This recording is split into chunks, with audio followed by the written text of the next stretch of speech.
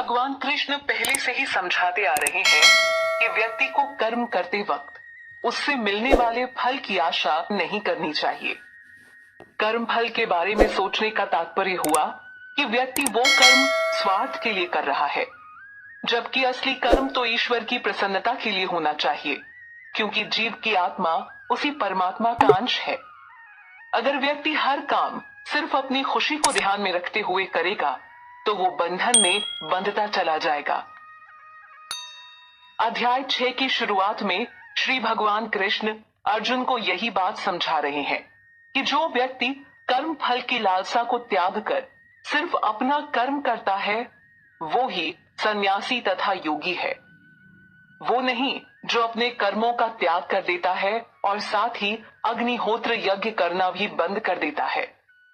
जो सोचते हैं कि सन्यास का अर्थ समस्त कर्मों का त्याग करना है, दुनिया को छोड़ देना है, ऐसे लोग अंधेरे में जी रहे हैं, क्योंकि कर्म के बिना व्यक्ति नहीं रह सकता है। बस कर्म करने के पीछे की लालच व आसक्ति को त्यागना है। यही तो भगवान बार बार समझा रहे हैं। भगवान कृष्ण अर्जुन को कर्म का मूल सिद्धांत बताते हैं।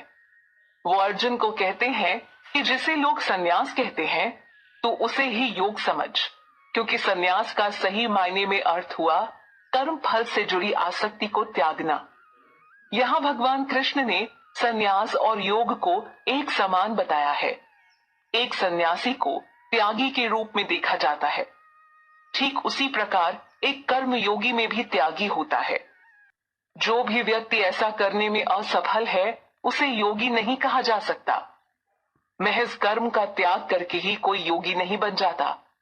योगी बनने के लिए एक अलग योग्यता चाहिए, त्याग भाव होना चाहिए, पर कर्म फल के प्रति न कि कर्म के प्रति।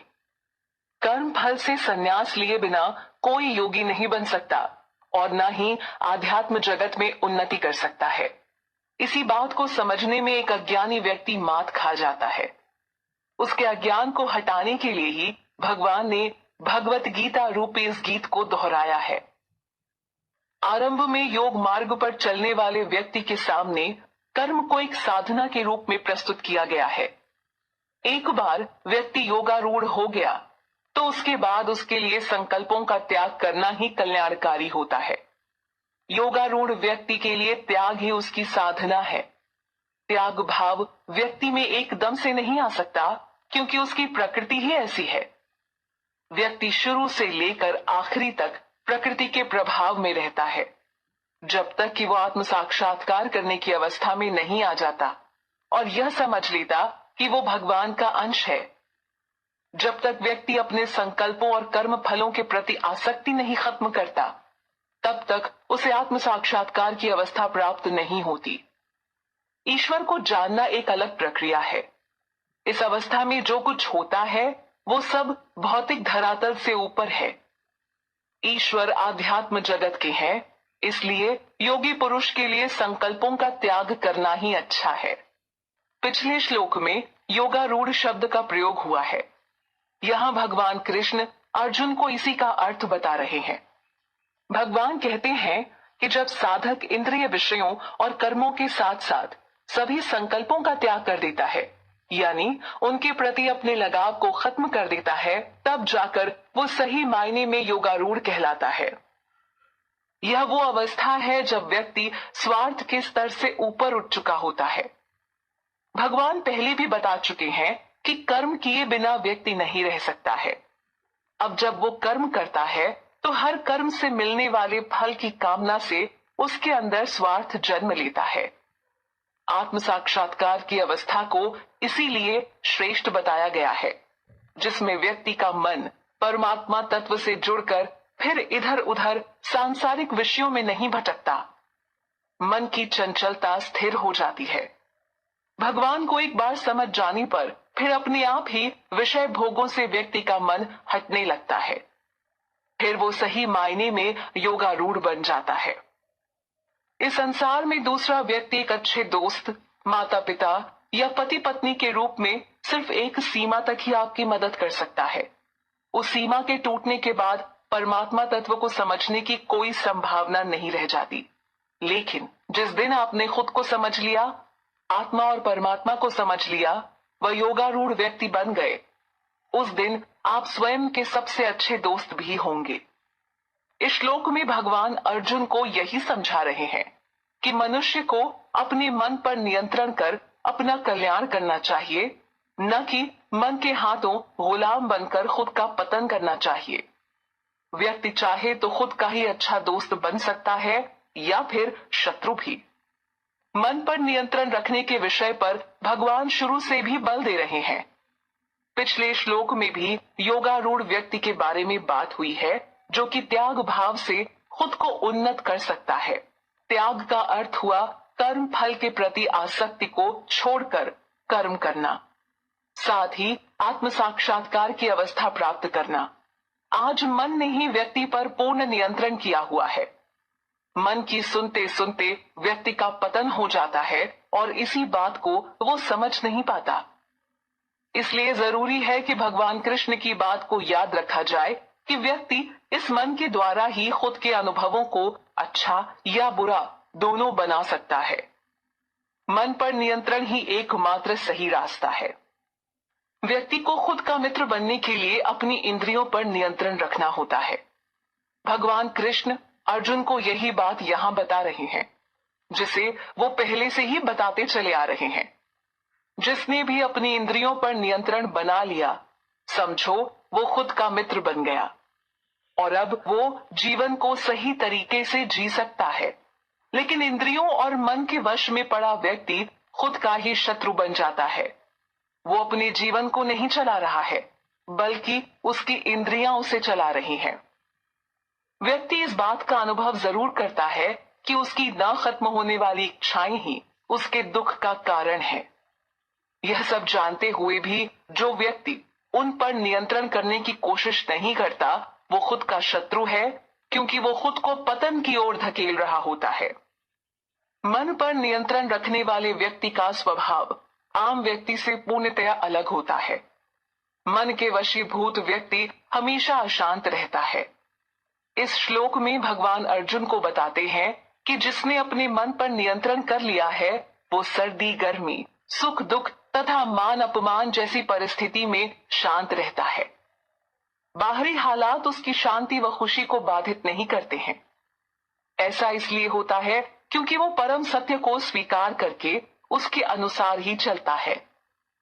ऐसी अवस्था प्राप्त कर लेने वाले पुरुष को परमात्मा प्राप्त होते हैं, यानी उसमें परमात्मा आत्म रूप में विद्यमान होते हैं। जिसने अपने अंदर के आत्मा और परमात्मा तत्व को समझ लिया, उसे बाहरी गतिविधियां कभी अशांत नहीं कर सकती। यही ब्रह्म की शक्ति है। यहाँ एक बार फिर एक योगी के गुणों की बात हुई है। श्लोक में भगवान बताते हैं कि जिस व्यक्ति का अंतःकरण ज्ञान और विज्ञान से भरा है, जिसने कृष्ण प्रेम की अनुभूति कर ली है और जिसने इंद्रियों को नियंत्रित कर लिया हो, साथ ही जो मिट्टी के ढेले, पत्थर और सोने को एक समान दृष्टि से देखता है, ऐसा व्यक्ति ही सही मायने में योगी है। एक आम व्यक्ति के लिए बेशक मिट्टी की तुलना में सोना और सोने की तुलना में हीरा श्रेष्ठ हो सकता है, लेकिन कृष्ण प्रेमी के लिए यह सारी वस्तुएं मात्र भौतिक हैं और बंधन का कारण हैं। उसके लिए तो आत्म तत्व से बढ़कर और कुछ भी नहीं। मन की चंचलता पर नियंत्रण रख पाना कोई आसान काम नहीं है, लेकिन दृढ़ता पूर्वक जो उन्हें वश में करता है, वो ही सच्चा योगी है। योगी पुरुष निरंतर ध्यान व योग पद्धति के माध्यम से अपने मन पर नियंत्रण रखता है। समभाव रखने का विचार आज के समय में बेशक हर किसी को नामुमकिन सा लगे, लेकिन इसे ही एक अहम तत्व के रूप में भगवान कृष्ण द्वारा प्रस्तुत किया गया है। भगवान कृष्ण अर्जुन को बताते हैं कि जो व्यक्ति शुभ चिंतक, दोस्त, दुश्मन, पक्षपात रहित, मध्यस्थ, धर्मात्मा और दुष्ट पुरुषों को समभाव की दृष्टि से देखता है, तो वो ही श्रेष्ठ पुरुष है। परम सत्य के अभाव में व्यक्ति का मन दूषित हो जाता है, जिसके चलते वो सबके प्रति समभाव नहीं रख पाता। उसके लिए उसका परिवार ज्यादा महत्वपूर्ण होता है, तो कभी कोई दोस्त ज्यादा महत्वपूर्ण बन जाता है। भेदभाव की नजर से ही वो सबको देखता है, क्योंकि वो सब में अपने को नहीं देख पाता। ऐसे लोगों की बुद्धि शारीरिक व भौतिक स्तर पर चलती है, जबकि व्यक्ति को आध्यात्म के मार्ग पर चलना चाहिए, जहां वो सबको आत्मा के स्तर पर देखते हुए मन में सबके प्रति समभाव ला सके। जरा सोचिए, अगर खुद भगवान भेदभाव की दृष्टि रखते तो क्या होता? फिर तो योगी जनों का ही कल्याण होता और पापियों के उद्धार की कोई संभावना ही नहीं होती। लेकिन भगवान की दृष्टि दोष रहित है। वो सबको एक नजर से देखते हुए सबका उद्धार करते हैं। ऐसे दिव्य गुणों से परिपूर्ण ईश्वर का अंश होने के नाते जीवात्मा को भी समभाव रखना चाहिए। परिवारजनों के प्रति मोह और लगाव के कारण ही अर्जुन युद्ध करने की स्थिति में नहीं थे। एक आम व्यक्ति के लिए यह मोह ही सबसे बड़ी कमजोरी है। इसी के चलते भगवान कृष्ण मोह का नाश करने को कहते हैं। बाकी सभी रिश्तों के आगे व्यक्ति का परमात्मा के साथ शाश्वत रिश्ता ही सर्वश्रेष्ठ है। इस बात को एक योगी बेहतर तरीके से समझता है, तभी वो लोगों की भीड़ भाड़ से दूर एकांत स्थान में रहते हुए हर पल मन को परमात्मा में लगाए रखता है। मन इतना चंचल है कि इसको नियंत्रण में रखने के लिए खुद को एक अनुकूल माहौल में रखना होता है, जहां बाहरी गतिविधियों से उसका ध्यान न भटके। व्यक्ति को खुद के लिए एक अनुकूल माहौल व परिस्थिति बनानी पड़ती है, क्योंकि जब भी वो ध्यान में बैठता है तो बहुत से बाहरी तत्व उसको जरूर भटकाते हैं, लेकिन उसे अपने प्रयास में कमी नहीं लानी चाहिए। ऐसे योगी पुरुष जीवन में भौतिक चीजों के संग्रह से दूर रहते हैं और आध्यात्मिक चेतना में निमग्न रहते हैं। साथ ही वो अपने मन और शरीर पर पूर्ण नियंत्रण रखते हैं। शरीर और मन पर नियंत्रण रखना बेहद आवश्यक है। व्यक्ति चाहे तो ऐसा कर सकता है। 84 लाख योनियों में केवल मनुष्य के पास ही ऐसी क्षमता है कि वो भगवान के साथ अपने संबंध को समझ जन्म मरण के चक्र से छुटकारा प्राप्त कर सकता है। लेकिन इसके लिए उसे योगी जैसे गुण पैदा करने होते हैं, जिन गुणों के बारे में भगवान विस्तार से अर्जुन को समझा रहे हैं। एक बार इन्हें अपना लेने से जीव परम शांति को पाकर सुखी रहता है और जीवित रहते हुए ही आत्म चेतना में लीन हो जाता है। यहाँ योग अभ्यास व उसकी पद्धति पर बात हुई है कि एक व्यक्ति को ध्यान में किस प्रकार बैठना चाहिए। भगवान बताते हैं कि योगी जन को चाहिए कि वो किसी साफ सुथरे एकांत स्थान पर जाकर वहां अपने बैठने के लिए एक आसन तैयार कर ले, जो ना अधिक ऊंचा हो और ना अधिक नीचा। पहले वो आसन के लिए कुछ घास बिछा ले, फिर उस पर मृग छाल और फिर उसके ऊपर एक साफ वस्त्र बिछा ले। आसन तैयार हो जाने के बाद अब वो उस पर बैठ जाए और अपने मन व इंद्रियों को वश में करते हुए मन को एकाग्र करे। साथ ही आत्मशुद्धि के लिए हरि नाम योग का अभ्यास करें। योगाभ्यास के लिए योगी जन ऐसी ही किसी एकांत व शांत जगह पर चले जाते हैं। बाहरी गतिविधियां अक्सर मन को विचलित करती हैं। मन छोटी से छोटी बात पर भटक जाता है। ऐसे में परमात्मा तत्व पर ध्यान को स्थिर कर पाना मुश्किल हो जाता है। यह प्रक्रिया देखने व सुनने में भले ही कठिन लगे, लेकिन असंभव नहीं है। यहां भी योग पद्धति पर बात हो रही है। पिछले श्लोक में योगी का आसन कैसा होना चाहिए इस पर चर्चा हुई, और अब यहाँ भगवान कृष्ण बता रहे हैं कि कैसे उस आसन पर योगी को बैठना चाहिए। आसन पर बैठते समय शरीर, सिर और गर्दन को सीधा रखना होता है। मंद आंखों से वो सिर्फ नाक के अग्रभाग को देखे, उसी पर ध्यान लगाए, न कि यहां वहां सभी दिशाओं में नजर घुमाए। इसके बाद व्यक्ति को चाहिए कि वो शांत व निर्भय होकर ब्रह्मचर्य का पालन करते हुए अपने मन को मुझ में स्थिर करे। केवल मुझ पर अपना ध्यान लगाए। योग की इस प्रक्रिया के दौरान साधक को इंद्रिय तृप्ति के भाव से बचना होता है। समाधि की यही पूर्ण अवस्था होती है, जब मन स्थिर होकर भगवान में लीन हो जाता है और भगवान कृष्ण को ही अपना परम लक्ष्य मानता है। इस अवस्था को प्राप्त करके योगी जन जीवन के जन्म मरण के चक्र से छुटकारा पाते हैं। उनके अंदर से सारा भय मिट जाता है और परम सत्य के साथ वो हमेशा शांति में निवास करते हैं। लेकिन भौतिक संसार में फंसा व्यक्ति हमेशा भय में रहता है, क्योंकि यहाँ कोई भी अवस्था स्थिर नहीं है। अगले ही क्षण क्या हो जाए उसे पता नहीं। लेकिन ब्रह्म का ज्ञान हो जाने पर एक साधु पुरुष हर अवस्था में स्थिर व शांत रहता है। मन की चंचलता व्यक्ति को कभी भी एक स्थान पर ठहरने नहीं देती। बंदर की तरह मन एक डाली से दूसरी डाली, फिर एक पेड़ से दूसरे पेड़ पर उछलता ही रहता है। यानी मन की तुलना बंदर से करना कोई गलत नहीं होगा। अगर मन को बलपूर्वक और इच्छा शक्ति से नियंत्रण में न किया जाए तो व्यक्ति परमात्मा तत्व का उपयोग कभी नहीं कर सकेगा। वैसे भी जरा सोचें कि अगर मन किसी एक बिंदु पर केंद्रित ही नहीं तो अच्छा परिणाम भला कैसे पाया जा सकता है। एक छात्र यदि पूरे मन और लगन से पढ़ाई न करे तो उसके अच्छे मार्क्स पाने की क्या संभावना होगी। इसका अंदाजा आप लगा ही सकते हैं। संयमित मन के ही संदर्भ में भगवान कृष्ण यहाँ बता रहे हैं कि जो योगी मन को नियंत्रित करने का हमेशा प्रयास करते हुए मुझ में अपने मन को लगाए रखता है, वो निश्चित ही परम चेतना को प्राप्त होता है। योगाभ्यास द्वारा मन को नियंत्रित करना संभव है और योग परमात्मा से मिलवाने का एक बड़ा ही उचित माध्यम है। दुनिया की बाकी सारी चीजें तो आत्मा और परमात्मा के बीच मात्र बाधा पैदा करती हैं। भगवान कृष्ण अर्जुन को योगाभ्यास की पद्धति बता रहे हैं कि जो व्यक्ति बहुत अधिक खाता है या जो बहुत कम खाता है, इसके अलावा जो अधिक सोता है या जो कम सोता है, ऐसे लोग कभी भी योगी नहीं बन पाते हैं। कारण साफ है कि ये लोग योग नियम का पालन करने वाले नहीं होते हैं। हर एक साधना को करने का अपना तरीका व पद्धति होती है। संतुलन बनाकर ही व्यक्ति किसी दिशा में ठीक से आगे बढ़ सकता है। योग के लिए भी संतुलन और एक व्यवस्थित नियम की आवश्यकता होती है। भौतिक जीवन में व्यक्ति इतना मगन हो रखा है कि उसे सिर्फ कमाने, खाने तथा भोग विलास के आगे योग की प्रक्रिया व नियम जटिल लगते हैं। तभी ऐसे लोगों का योगी बन पाना मुश्किल होता है।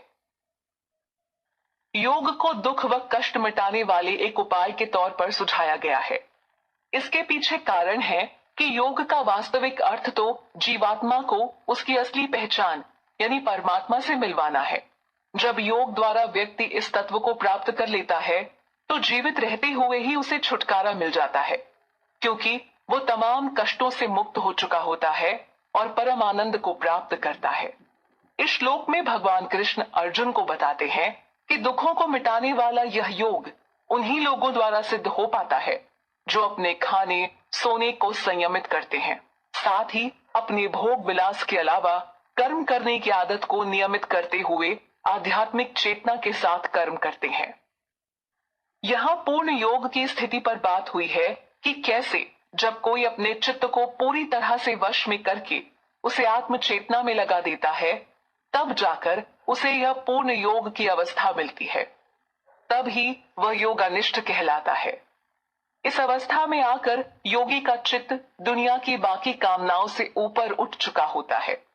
वो खुद को सांसारिक भोग विलास से दूर कर लेता है और पूरे मन से भगवान के चिंतन मनन में लीन हो जाता है। अंदर और बाहर की दुनिया बिल्कुल अलग है। जब तक मन बाहर भटकता है तब तक उसे चैन आराम नहीं मिलता। उसे बाहर रौनक तो दिखती है लेकिन शांति नहीं मिलती। अंदर का रास्ता आत्मा से मिलवाता है और उसके बाद परमात्मा तत्व का दर्शन होता है। वो ही असली शांति है।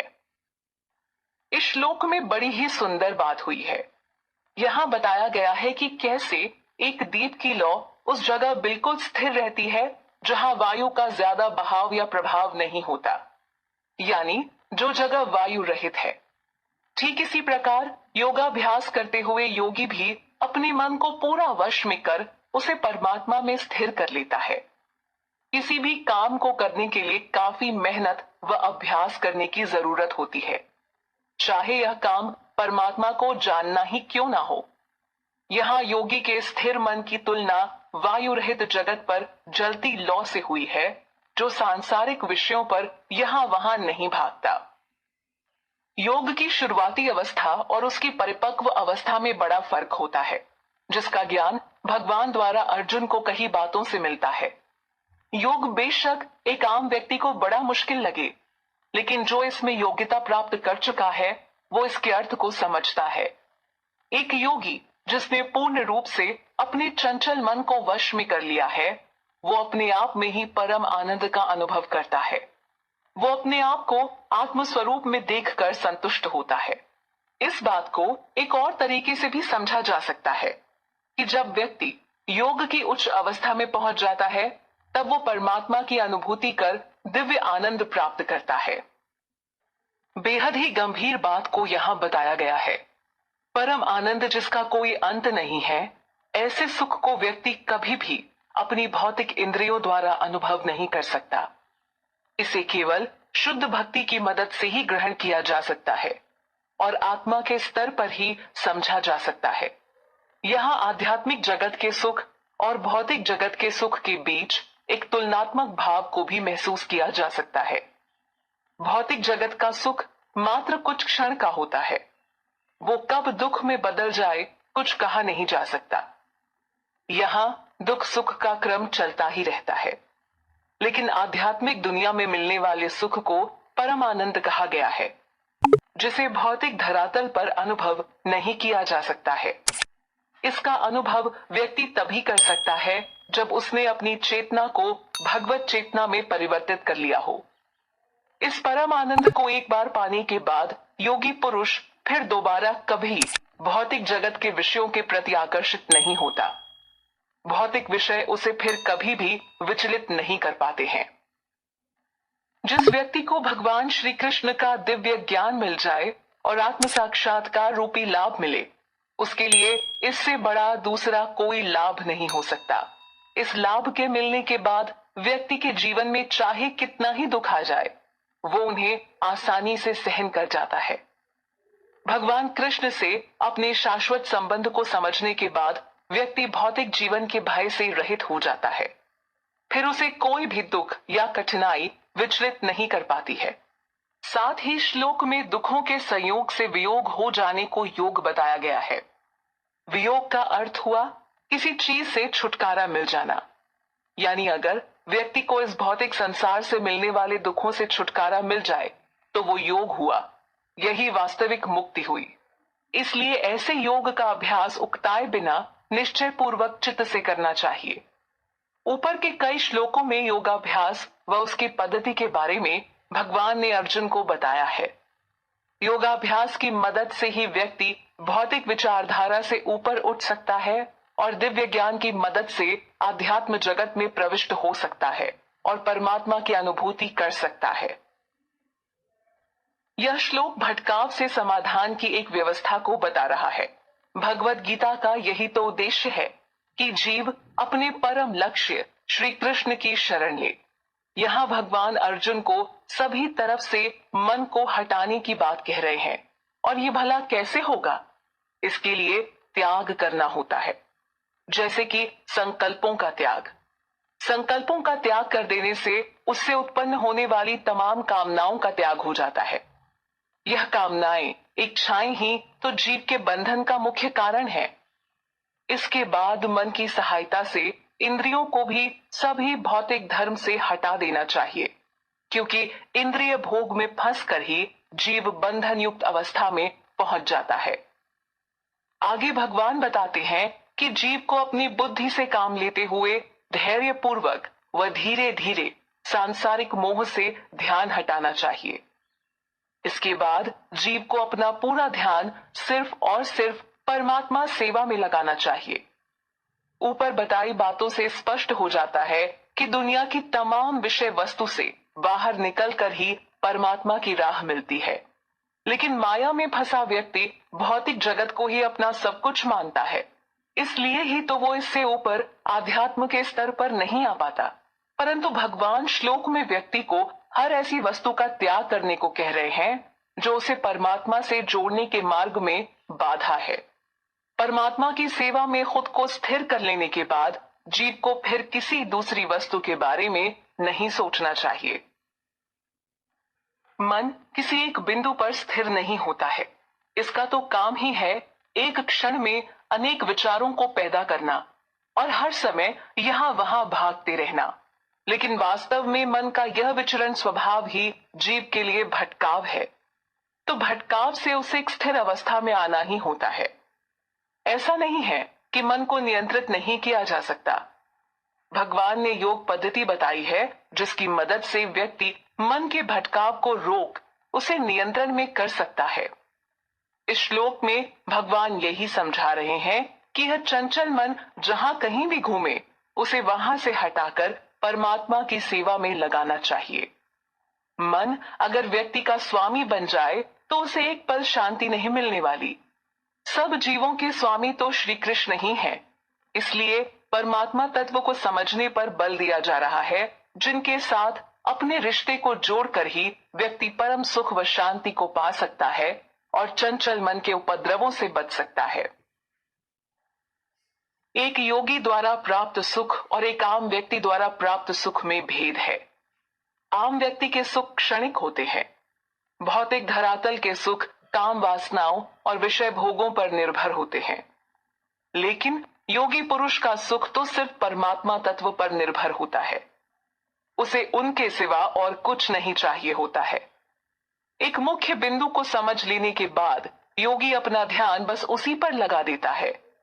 तो ऐसे में फिर कैसा भटकाव और भला कैसा दुख।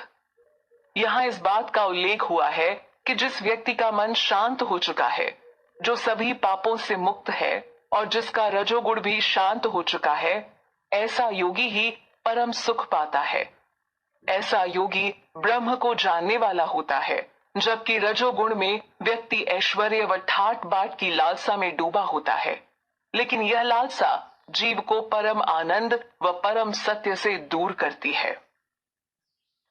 देखिए किस प्रकार भगवान कृष्ण सुख को प्रधानता दे रहे हैं, क्योंकि वो जानते हैं कि कैसे एक व्यक्ति अपने पूरे जीवन में सुख की तलाश में लगा रहता है।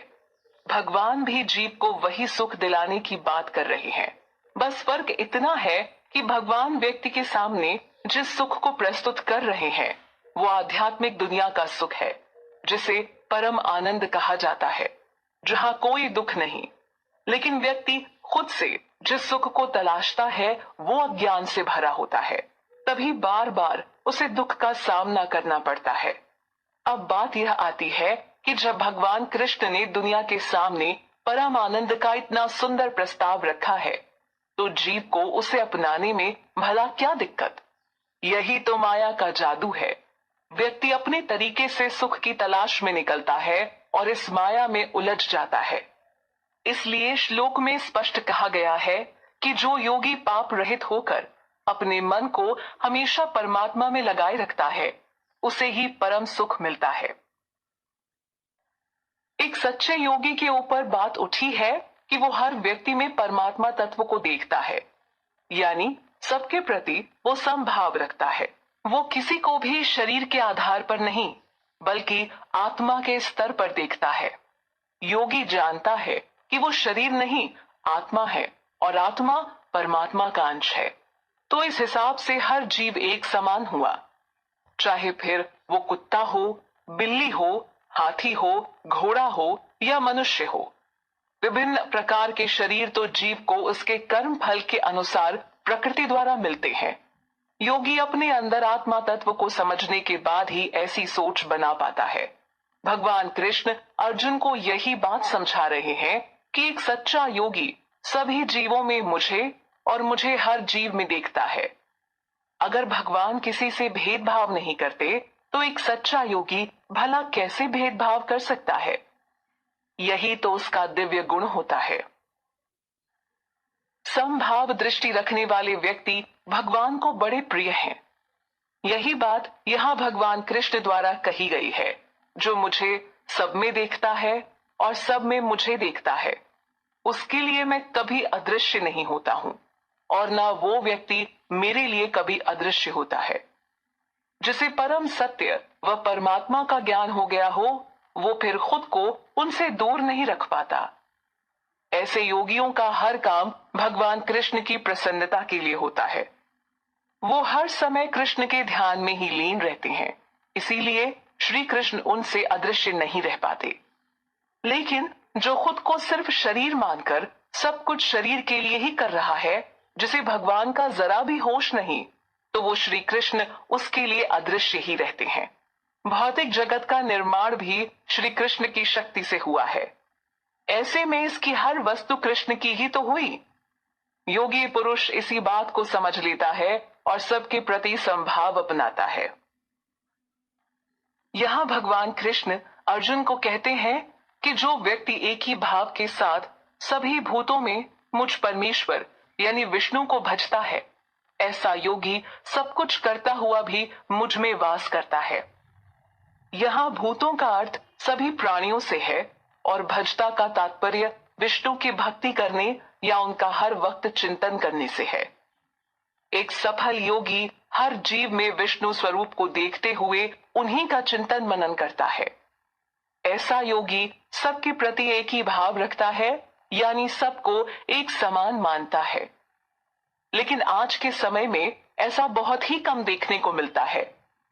रंग रूप आकार बनावट आदि के आधार पर ही व्यक्ति एक दूसरे से बात करना पसंद या फिर नापसंद करता है। जिससे स्वार्थ जुड़ा है वो अति प्रिय लगता है, लेकिन जिससे कोई तात्पर्य नहीं वो व्यक्ति व्यर्थ सा मालूम पड़ता है। इस प्रकार की मानसिकता के चलते ही व्यक्ति कभी भी परम शांति का अनुभव नहीं कर पाता है। एक योगी सामने वाले व्यक्ति के सुख दुख को भली भांति समझता है, ठीक वैसे जैसे वो खुद उसके अपने सुख दुख हों। उसकी दृष्टि सबके प्रति एक समान ही होती है, तभी वो सबके प्रति एक जैसा आचरण कर पाता है। एक योगी के दिल में सबके प्रति करुणा भी एक समान होती है। योगी भगवान की कृपा से सिर्फ अपना कल्याण ही नहीं चाहता, बल्कि भौतिक जगत में फंसे हर जीव के कल्याण की आशा रखता है, क्योंकि वो उनके सुख दुख को अपना समझता है। तभी तो वो सच्चा योगी कहलाता है। इसके विपरीत एक आम सोच वाला व्यक्ति भेदभाव के नजरिए से ग्रस्त होता है। जो उसका सगा है वो उसके प्रति करुणा दिखाता है, और जो उसके लिए अजनबी है तो व्यक्ति उसके प्रति निष्ठुरता दिखाता है। वास्तव में ऐसा नहीं होना चाहिए। यही बात तो भगवान कृष्ण अर्जुन को इस श्लोक में बता रहे हैं कि कैसे एक सच्चा योगी सबके सुख दुख को एक दृष्टि से देखता है, और होना भी यही चाहिए। यहाँ अर्जुन हर एक व्यक्ति के दिल में पैदा होने वाला सवाल करते हैं। अर्जुन भगवान कृष्ण द्वारा समझाए गए एकत्व भाव की योग पद्धति को ठीक से समझ नहीं पाए हैं। एकत्व भाव यानी समभाव। अर्जुन को यह स्थिति चिरस्थायी मालूम नहीं पड़ती। चिरस्थायी यानी देर तक रहने वाली स्थिति या फिर टिकाऊ। इसके पीछे अर्जुन मन की चंचलता को कारण बताते हैं, जो हर वक्त बदलता रहता है और किसी भी एक स्थान पर नहीं टिकता। तो इसी के बारे में वो यहाँ सवाल करते हैं कि आखिर कैसे एकत्व भाव को लाया जाए। जब अर्जुन को ही संभाव का योग कठिन लगा, तो आज कलियुगी जीवों के बारे में कहना ही क्या, जो माया के जाल में इतनी बुरी तरह फंसे हैं कि वो श्री कृष्ण को भगवान रूप में समझ पाने में असमर्थ हैं। पिछले श्लोक में अर्जुन का यह भाव उजागर हुआ है कि वो भगवान कृष्ण द्वारा बताए गए संभाव योग को बड़ा कठिन मान रहे हैं, और यह उनकी समझ से परे है, क्योंकि वास्तव में व्यक्ति का मन बड़ा चंचल होता है। वो हर क्षण बदलता रहता है। इसीलिए अर्जुन ने मन को अस्थिर कहा है, बलवान माना है और जिद्दी कहा है। मन की तुलना वायु से की है। जैसे वायु को कोई अपने वश में नहीं कर सकता, ठीक उसी प्रकार मन को भी वश में नहीं किया जा सकता। मन भी वायु जैसा नहीं दिखता और उसकी स्थिति अस्थिर है। हालांकि बुद्धि को भगवान द्वारा सर्वश्रेष्ठ बताया जा चुका है। इस बुद्धि की मदद से व्यक्ति जीवन के बंधन से मुक्त हो सकता है, जब वो इसे योग में लगाए और परम सत्य ईश्वर भगवान कृष्ण को जाने। लेकिन मन तो बुद्धि को भी फिरा देता है। कलयुग में व्यक्ति की स्थिति का काफी पतन हो चुका है। आज व्यक्ति अपने मन का गुलाम बन चुका है और इसे अपनी आजादी समझता है, लेकिन उसकी वास्तविक स्थिति गुलाम या कहीं एक बंधी की है। भगवान की शरण लेकर ही वो मुक्त हो सकता है, दूसरा कोई उपाय नहीं है। अर्जुन ने मन पर नियंत्रण करने को वायु पर नियंत्रण करने के समान कठिन बताया है। यह चंचल है और बलवान भी। यह तर्क पिछले श्लोक में अर्जुन ने दिया। यहां भगवान कृष्ण भी इस बात पर सहमत है, लेकिन वो सिर्फ इस बिंदु को सत्य नहीं मानते। भगवान अर्जुन को बताते हैं कि हे महाबाहो, माना कि मन बलवान है, तो क्या हुआ? इसके बावजूद भी तुम निरंतर अभ्यास और वैराग्य की मदद से इसे अपने वश में कर सकते हो। इससे स्पष्ट हो जाता है कि मन को वश में करने की पद्धति उपलब्ध है, और वो है वैराग्य और निरंतर अभ्यास। वैराग्य का अर्थ हुआ विरक्ति या किसी वस्तु के प्रति मन में जो राग होता है उससे खुद को अलग कर लेना, तब यह वैराग्य कहलाता है। यहां भगवान अर्जुन को समझा रहे हैं कि जिसका मन वश में नहीं है और हर समय सिर्फ भौतिक वस्तुओं में आसक्त रहता है, ऐसे व्यक्ति के लिए योग को प्राप्त कर पाना मुश्किल है। लेकिन जिसने सही उपाय करके इसे वश में कर लिया, उसके लिए योग को प्राप्त करना कोई कठिन कार्य नहीं है। निरंतर अभ्यास से व्यक्ति अपने मन को वश में कर सकता है। इस बात को इस तरह से भी समझा जा सकता है कि जैसे एक व्यक्ति अपनी भौतिक इच्छा को पूर्ण करने के लिए मेहनत करता है, लेकिन कई बार विफल होने पर वो कोई दूसरा उपाय खोजता है और अपने काम में सफलता प्राप्त करता है। इसके पीछे उसका दृढ़ निश्चय होता है। ठीक ऐसे ही दृढ़ निश्चय करके और सही उपायों के माध्यम से मन को वश में करने का प्रयास करना चाहिए। साथ ही जिसने भगवान श्री कृष्ण की पूर्ण शरण ले ली, उसके लिए भी मन को वश में करना कोई कठिन कार्य नहीं रह जाता है, क्योंकि फिर उस व्यक्ति का मार्गदर्शन भगवत गीता में कही गई भगवान की वाणी और वेद शास्त्रों के ज्ञान द्वारा होता है, जो सर्वश्रेष्ठ है। योग मार्ग को आत्म साक्षात्कार का मार्ग बताया गया है, जो भौतिक जगत के बंधन से दूर एक अलग मार्ग है। इस आध्यात्म मार्ग पर चलकर व्यक्ति भौतिक जगत के जन्म मरण के बंधन से मुक्त हो जाता है। इसी योग मार्ग के संदर्भ में अर्जुन यहाँ भगवान कृष्ण से जान लेना चाहते हैं कि जो व्यक्ति इस योग मार्ग पर चलने का इच्छुक है, यानी वो श्रद्धा तो रखता है, लेकिन अपने वश से बाहर हो चुके मन के कारण वो इस कार्य में विफल हो जाता है, तो ऐसे विफल हो चुके योगी की क्या गति होती है? क्योंकि अगर वो मन को वश में करके योग सिद्ध कर लेता है, तो उसे आत्म साक्षात्कार हो जाता है। योग सिद्ध नहीं हो पाने पर उसे कैसा परिणाम देखने को मिलता है? यह बड़ा ही अच्छा सवाल अर्जुन ने भगवान से पूछा है, क्योंकि बहुत बार हम कोई काम पूरी श्रद्धा से करना चाहते हैं, उसके लिए प्रयास भी करते हैं, लेकिन मन की चंचलता के कारण ज्यादा समय उस मार्ग पर टिक नहीं पाते हैं और असफल हो जाते हैं। तो यह सवाल बड़ा उचित है कि योग सिद्ध नहीं हो पाने पर उस योगी की क्या गति होती है। एक और कमाल का सवाल अर्जुन ने यहाँ भगवान कृष्ण से किया है। वो जानना चाहते हैं कि जो योगी या साधक ब्रह्म प्राप्ति यानी परम सत्य की तलाश में है, कहीं मार्ग से विचलित होकर छिन्न भिन्न बादलों की भांति नष्ट तो नहीं हो जाता? कहीं ऐसा तो नहीं कि ब्रह्म प्राप्ति मार्ग से भ्रष्ट हो जाने पर वो कर्म और ज्ञान मार्ग दोनों से ही भटक जाता है? यानी ऐसा तो नहीं कि उसके लिए न आध्यात्मिक जगत में कोई स्थान बचे और न ही वो भौतिक जगत का रह सके। आकाश में उड़ते बादल जब छिन्न भिन्न हो जाते हैं तो उनका अस्तित्व खो जाता है। ठीक उसी प्रकार व्यक्ति जो कि ईश्वर का अंश है, जब उससे अलग हो जाता है तो उसका अस्तित्व भी बादलों के जैसे छिन्न भिन्न हो जाता है। आध्यात्म मार्ग पर चलकर वो इस बात को समझ सकता है और खुद को पुनः ईश्वर की ओर मोड़ सकता है। लेकिन भौतिक जगत में सुख भोगने की इच्छा के चलते वो इस मार्ग पर नहीं चल पाता। यही बात तो श्लोक में उठी है। कई बार व्यक्ति भगवान को समझने का प्रयास करता है, लेकिन मन की चंचलता उसका ध्यान फिर से भौतिक जगत के विषयों की ओर मोड़ देती है। ऐसे में न वो ठीक से अध्यात्म मार्ग पर चल पाता है और न ठीक से भौतिक जगत के सुख भोग पाता है। भगवान श्री कृष्ण ने चौथे अध्याय की शुरुआत में योग विद्या पर बात करते हुए उसे अविनाशी और श्रेष्ठ बताया है, जिसका ज्ञान उन्होंने सर्वप्रथम सूर्य देव विवस्वान को दिया था। अर्जुन ने इस पर भी सवाल किया था कि सूर्य देव का जन्म तो बहुत पुराना है और आप तो इस काल में जन्मे हो।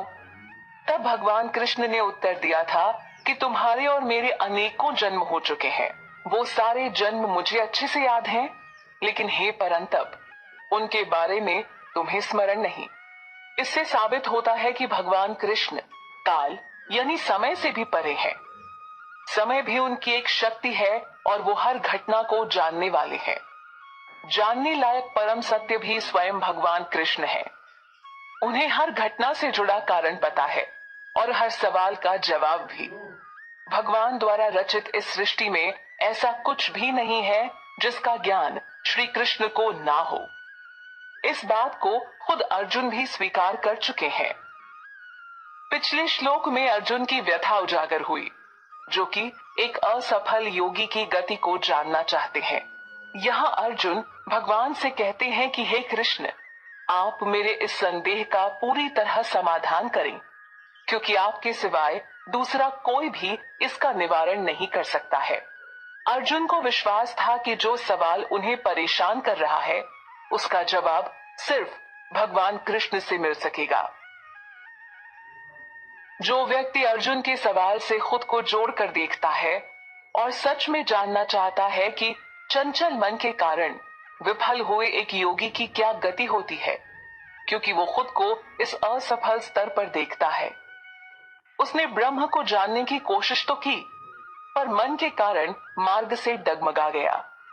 तो उसके लिए यहाँ भगवान कृष्ण द्वारा दिया गया उत्तर बड़ी राहत देने वाला है। भगवान कृष्ण अर्जुन को जवाब देते हैं कि हे पार्थ, ऐसे योगी का इस लोक क्या परलोक में भी नाश नहीं होता है, क्योंकि शुभ कर्म करने वालों की कभी दुर्गति नहीं होती है। आत्म साक्षात्कार या ब्रह्म प्राप्ति के मार्ग पर निकले योगी का बुरा कभी नहीं होता है। मन की चंचलता और भौतिक जगत का सुख भोगने की लालसा में एक साधक कई बार ब्रह्म प्राप्ति के मार्ग से भ्रष्ट हो जाता है। ऐसे में उसे भौतिक जगत व ब्रह्म प्राप्ति में से कुछ नहीं मिलता। लेकिन भगवान ने ऐसे साधक के प्रयास को शुभ बताया है, जो ब्रह्म प्राप्ति के प्रयास में सच्चे मन से लगा है, क्योंकि यही मुक्ति का मार्ग है, जबकि भौतिक स्तर पर किए जाने वाले कर्म बंधन का कारण है। आध्यात्म के स्तर पर आकर ही व्यक्ति के लिए मुक्ति का मार्ग खुल सकता है। यहाँ भगवान कृष्ण अर्जुन को समझा रहे हैं कि ऐसा साधक जो योग मार्ग पर निकला तो था, लेकिन सफल नहीं हो सका और भटक गया। इसके बावजूद भी ऐसे साधक को पवित्र आत्माओं के लोकों यानी स्वर्ग लोक में दीर्घ काल तक रहने का मौका मिलता है, जिसके बाद वो ऐसे धनवान घर में जन्म लेता है जो शुद्ध आचरण करने वाले होते हैं, यानी उसे किसी प्रकार का नुकसान नहीं होता है। उसे आत्म साक्षात्कार या ब्रह्म प्राप्ति के मार्ग पर अपनी यात्रा पूर्ण करने का पुनः अवसर मिलता है।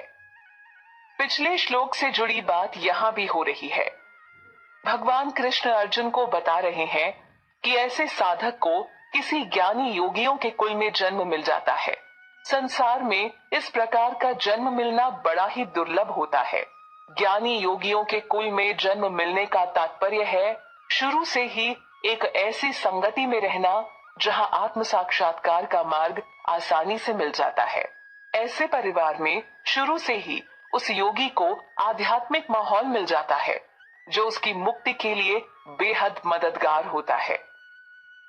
भगवान कृष्ण आगे बताते हैं कि ऐसा साधक ज्ञानी योगियों के कुल में जन्म लेकर अपने पिछले जन्म के अर्जित ज्ञान के आधार पर पूर्ण सिद्धि को प्राप्त करता है। इस बात से यह भी स्पष्ट होता है कि जो भी योग मार्ग पर चलता है उसके अच्छे संस्कार व ज्ञान संचित होते रहते हैं, जो अगले जन्म में साधक के काम आते हैं।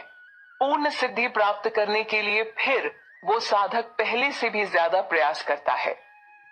भगवान ने पूर्व जन्म के संचित ज्ञान का जिक्र यहाँ किया है। इससे यह बात भी साफ हो जाती है कि योग मार्ग पर चलने वाले योगियों का कभी नुकसान नहीं होता है।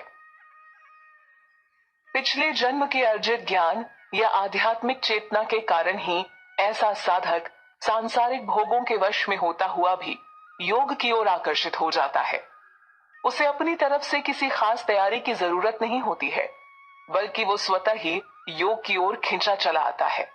अगले जन्म में ज्ञानी परिवार में पैदा होने का तात्पर्य यह नहीं है कि उसको सांसारिक विषयों का सामना नहीं करना पड़ेगा, बल्कि पूर्व ज्ञान व दैवी चेतना उसको योग की ओर बलपूर्वक धकेलती है। भगवत प्राप्ति की दिशा में किए शुभ कार्य से मिली चेतना व ज्ञान का पतन नहीं होता है। जिसमें योग के प्रति इतनी जिज्ञासा होती है उसे वेदों का अनुसरण करने वालों से भी उत्तम माना जाता है। भगवान कृष्ण अर्जुन को बताते हैं कि जो साधक कड़ी मेहनत व निष्ठा भाव के साथ निरंतर योग अभ्यास में लगा रहता है वो परम गति को प्राप्त होता है। भगवत प्राप्ति मार्ग में उसके द्वारा किया गया कोई कर्म विफल नहीं होता है। उसे अगले जन्म में भी आत्म साक्षात्कार का मौका मिलता है। पिछले श्लोकों में इस बात की पुष्टि हो चुकी है। साधक को पुनः ऐसी व्यवस्था मिल जाती है कि वो ब्रह्म को समझ सके। इसके लिए साधक को अपने मन पर नियंत्रण रखकर कड़ी मेहनत और दृढ़ भाव से आगे बढ़ना होता है। निरंतर प्रयास करने से वो अपने पापों से शुद्ध हो जाता है, साथ ही अनेक जन्मों के प्रभाव से मुक्त होकर आध्यात्मिक जगत में उन्नति करता है। ऐसा साधक फिर पिछले जन्म के अधूरे काम को इस जन्म में पूर्ण करते हुए कृष्ण प्रेम को प्राप्त करता है। यहाँ भगवान कृष्ण ने एक योगी को तपस्वियों से श्रेष्ठ बताया है। साथ ही एक योगी शास्त्रों का ज्ञान रखने वाले ज्ञान योगियों से भी श्रेष्ठ है। इतना ही नहीं, एक योगी सकाम कर्म में लीन सकाम कर्मी से भी श्रेष्ठ है। इसलिए वो अर्जुन को भी एक योगी बनने को कहते हैं। योग श्रेष्ठ है क्योंकि यह व्यक्ति को परम सत्य से जोड़ता है और भगवान कृष्ण ही इस सृष्टि के परम सत्य हैं। सभी योगियों में जो पूर्ण श्रद्धा भाव के साथ अपने अंतःकरण में मुझे भजता है, यानी हमेशा मेरे बारे में सोचता है, वो सर्वश्रेष्ठ योगी है। पिछले श्लोक में भगवान ने तपस्वियों, ज्ञानियों और सकाम कर्मियों में योगी को श्रेष्ठ बताया, लेकिन यहाँ सभी योगियों में उस योगी को श्रेष्ठ कहा है जो हमेशा उनका स्मरण करता है और भगवान की भक्ति में अपने मन को लीन रखता है। ऐसा योगी सर्वश्रेष्ठ है, ऐसा भगवान कृष्ण का मत है। परमात्मा स्वरूप में भगवान कृष्ण सबके अंतःकरण में बैठे हैं और उस व्यक्ति के बारे में सब कुछ जानते हैं। ऐसे में उन्हें वो योगी बेहद पसंद है जो अंतःकरण में बैठे ईश्वर को भजता है, हर समय अपने ध्यान को उन पर लगाए रखता है। इस श्लोक के साथ ही श्रीमद् भगवद गीता का 6वां अध्याय ध्यान योग संपन्न हुआ। इस अध्याय में भगवान कृष्ण ने बताया है कि महज कर्म का त्याग करके ही कोई योगी नहीं बन जाता। योगी को कर्म फल की लालसा का भी त्याग करना होता है। व्यक्ति के पास क्षमता है कि वो अपने मन को अपना दोस्त या दुश्मन बना सकता है। इस अध्याय से पता चलता है कि समभाव रखने वाला पुरुष भगवान कृष्ण को बड़ा प्रिय है।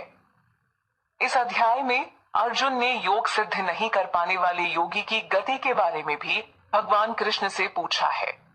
साथ ही यहाँ योग अभ्यास व उसकी पद्धति भी बताई गई है। निरंतर अभ्यास और वैराग्य की मदद से मन को वश में किया जा सकता है।